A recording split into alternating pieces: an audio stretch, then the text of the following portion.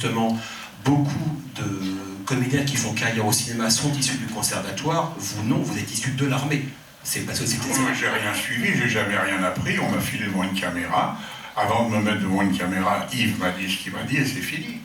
Et là-dessus, vous êtes tout à fait presque issu d'une tradition américaine. Burt Lancaster venait du cirque, par exemple. Steve McQueen, par exemple, venait de nulle part, pour prendre quelqu'un qui est un acteur américain de votre génération. Là-dessus, vous appartenez à une tradition qui est presque anglo-saxonne du cinéma. Aussi, oui. Mais ce qu'il y a surtout de surprenant et d'exceptionnel, c'est que je me suis tout de suite senti dans l'élément, comme si j'avais été écrit, comme si ça avait été écrit que je devais faire ça. La caméra, pour moi, c'est une femme que je regarde dans les yeux, et j'ai tout de suite senti, j'étais dans mon truc, et ça ne s'est jamais arrêté, parce que ça c'était en 57, j'étais que dalle. En 58, on m'a choisi un an après, moi, alors qu'il y avait 150 comédiens à Paris, on m'a choisi pour être le partenaire de Romy Schneider dans Christine. Hein. Et en 59, j'étais connu dans le monde entier. Ça a fait un triomphe partout, grâce à Plein Soleil de René Clément. Alors justement, parlons de Plein Soleil. Plein Soleil, donc vous incarnez le rôle désormais mythique du criminel Ripley dans Plein Soleil. Ripley. Sauf que ce rôle ne vous était pas destiné.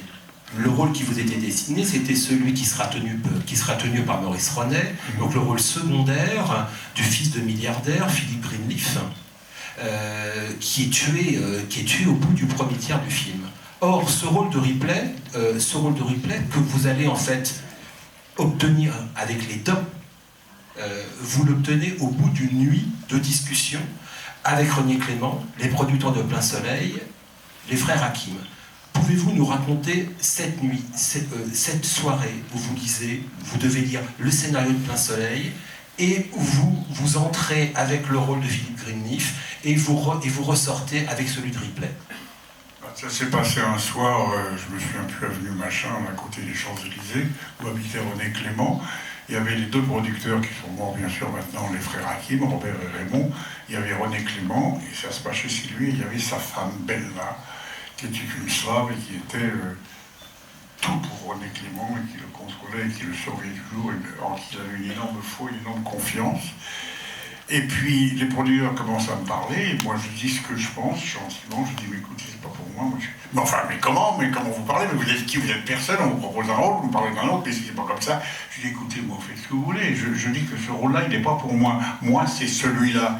Mais qui êtes-vous pour parler comme ça? Vous n'avez jamais rien foutu. Enfin, j'ai peut-être rien foutu, mais si je lis, je dis ça c'est pas pour moi, c'est celui-là.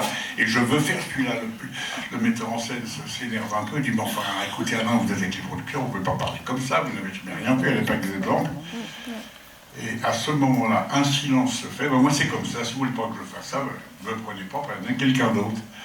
Et à ce moment-là, il y avait Madame René Clément qui était au fond de la cuisine, là-bas en train d'essuyer sa vaisselle, et qui dit « René chéri, les petits a raison ». C'était fini, c'était terminé. C'était fini. Et donc, les petits a raison.